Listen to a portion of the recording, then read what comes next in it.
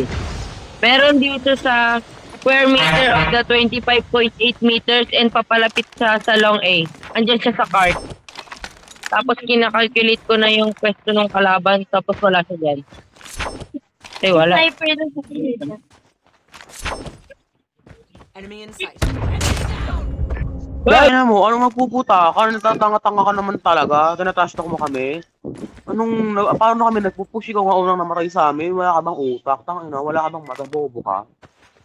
Ano mo? Ano? Pag may ka, tanga. Di ako na-excite sa mga kasat-chat mo. Tangin, bobo ka. Ano? Bobo ka. Ina mo, tanga ka, bobo! Oo, talaga. Mas bobo ka, talaga. Hiyak-hiyak naman ako sa talaga. Tangina mo, bobo ka pala eh. Ano, mag-mic ka, bobo ka. Umiiyak ka. Ba't ka umiiyak?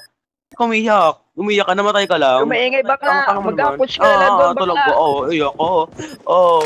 Grabe. Na-hurt naman ako doon. Grabe yun. Talaga ba? Wala na bang bagong pagkatask yun? Wala ka na bang bago? Nandyan. Kaya mo, wala ka bang bago? Baguhin mo, tanga.